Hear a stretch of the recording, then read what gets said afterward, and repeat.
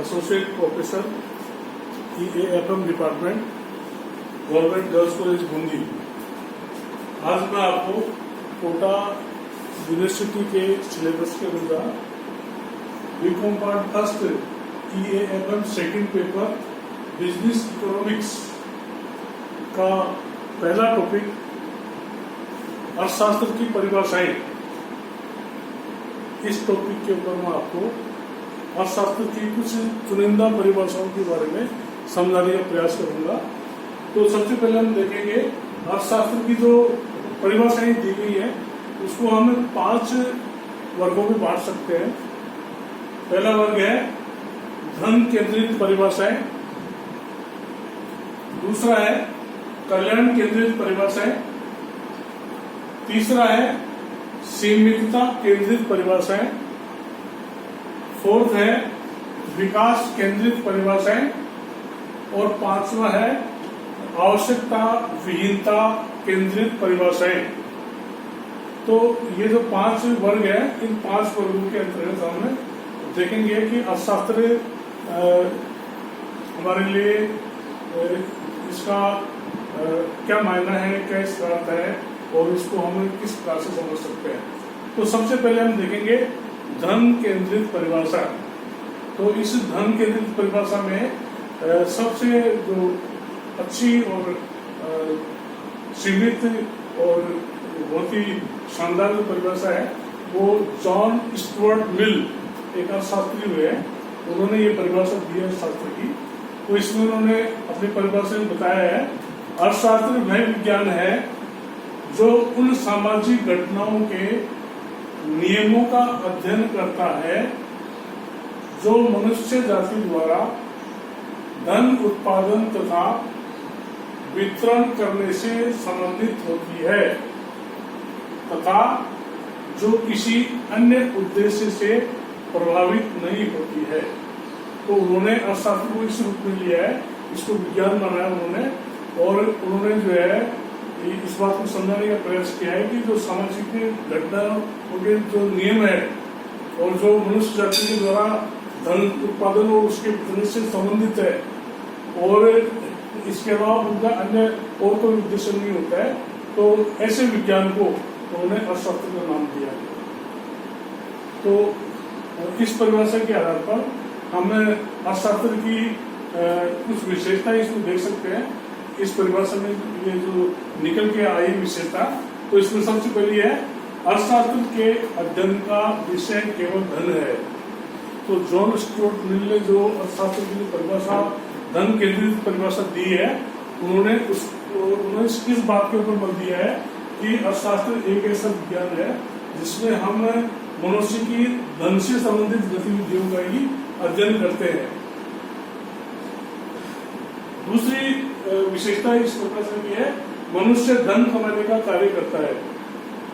तो मनुष्य जो भी काम करता है सुबह से शाम तक, जो भी उसकी जो गतिविधि होती है वह आर्थिक गतिविधि होती है और वह केवल और केवल एक ही काम करता है, धन कमाने का।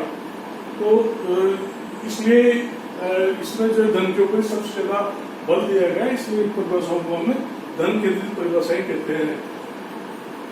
उसके बाद में तीसरी विशेषता इसकी है व्यक्तिगत समृद्धि से राष्ट्रीय समृद्धि संभव है। इसका मतलब यह है कि अगर एक व्यक्ति सुधर जाएगा, एक व्यक्ति समृद्ध हो जाएगा तो पूरा राष्ट्र समृद्ध हो जाएगा। तो इन्होंने इस बात के ऊपर भी ज्यादा बोल दिया है कि हम एक इकाई को ठीक कर देंगे, एक इकाई को समृद्ध बना देंगे तो पूरी यूनिट, पूरा जो देश है, देश को यूनिट के रूप में मानते हैं, तो पूरा देश इससे समृद्ध हो सकता है। और फोर्थ है धन मानवीय सुखों का आधार होता है। तो उन्होंने जो है धन के ऊपर भी बल दिया है और उन्होंने इस बात को समझाने का प्रयास किया है कि जो धन है, धन ही मनुष्य के सुखों का आधार है। अर्थात जिस व्यक्ति के पास धन है वह सुखी है और जिस व्यक्ति के पास धन नहीं है, जो व्यक्ति निर्धन है, उससे बड़ा दुखी कोई प्राणी हो ही नहीं सकता। तो इसलिए उन्होंने धन के ऊपर सबसे ज्यादा बल दिया है। दूसरी कैटेगरी है कल्याण केंद्रित परिभाषा।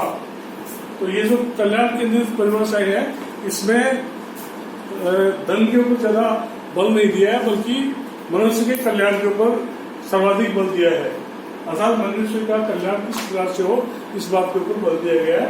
और इसमें जो है सबसे जो बढ़िया परिभाषा है वह प्रोफेसर मार्शल की परिभाषा है। वो सबसे अच्छी परिभाषा अर्थशास्त्री उन्होंने बताई है। और उन्होंने इसको बताया है कि अर्थशास्त्र मानव जीवन के सामान्य व्यवसाय का अध्ययन है।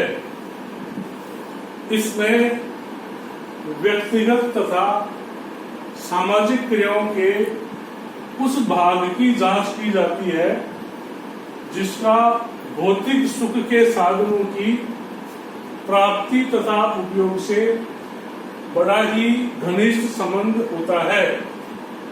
इस प्रकार यह एक ओर धन का अध्ययन है और दूसरी ओर जो अधिक महत्वपूर्ण है, मनुष्य के अध्ययन का एक भाग है।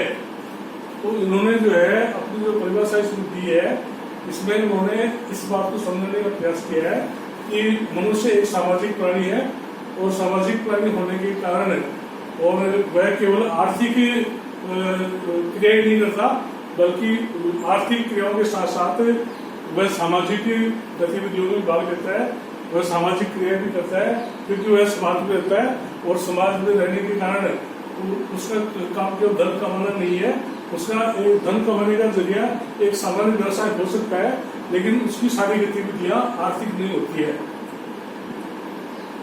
तो ये जो परिभाषा है, इसमें जो विशेषताएं जो आई है, उसमें सबसे पहले है अर्थशास्त्र के अध्ययन में मनुष्य को अधिक महत्व दिया है।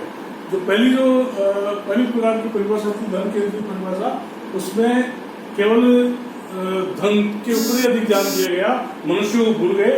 अर्थात मनुष्य को एक मशीन के रूप में माना, एक ऐसी मशीन जो कि धन उत्पादित करती है। लेकिन इसमें ये जो परिभाषा, इसमें मनुष्य को अधिक महत्व दिया है। मनुष्य को केवल आर्थिक मनुष्य नहीं माना, बल्कि उसको सामाजिक मनुष्य के रूप में माना है। और वह जो भी सामान्य व्यवसाय करता है और उसके ऊपर अधिक बल दिया गया है। दूसरी विशेषता है सामाजिक, सामान्य एवं वास्तविक मनुष्य का अध्ययन। तो जो पहली प्रकार की परिभाषा थी, उसमें जो है मनुष्य को आर्थिक मनुष्य माना और वह काल्पनिक होता है, जबकि इसमें जो है मनुष्य को सामाजिक मनुष्य माना, उसको सामान्य माना और उसको वास्तविक मनुष्य माना, और उसका जो अध्ययन है वो इसमें किया गया है। और थर्ड है सामान्य व्यावसायिक क्रियाओं का अध्ययन। इसमें जो है कोई विशेष व्यावसायिक क्रियाओं का अध्ययन नहीं किया जाता है, बल्कि यह माना जाता है कि मनुष्य जो भी व्यवसाय करता है वो एक सामान्य व्यवसाय होता है और उस सामान्य व्यवसाय का इसमें अध्ययन किया जाता है। फोर्थ है मानव के भौतिक कल्याण का अध्ययन। इसमें जो है मनुष्य के भौतिक कल्याण का अध्ययन किया जाता है। अर्थात मनुष्य का कल्याण केवल धन से ही नहीं हो सकता, बल्कि और भी बहुत सारी सामाजिक गतिविधियां होती है जिसमें वो भाग लेता है, उससे उसका भौतिक कल्याण संभव है। और लास्ट है मुद्रा द्वारा भौतिक कल्याण का माप। तो इसमें जो मुद्रा रूपी पैमाना है, उससे मनुष्य के भौतिक कल्याण की माप की जाती है। अर्थात इतने रुपए खर्च करने पे उसको ये मिलेगा, उसको इतनी उपयोगिता मिलेगी। तो ये ऐसी बातें हैं, ये जो प्रोफेसर मार्शल है उन्होंने अपनी अर्थशास्त्र की जो परिभाषा है उसमें हमें बताई है। Thank you.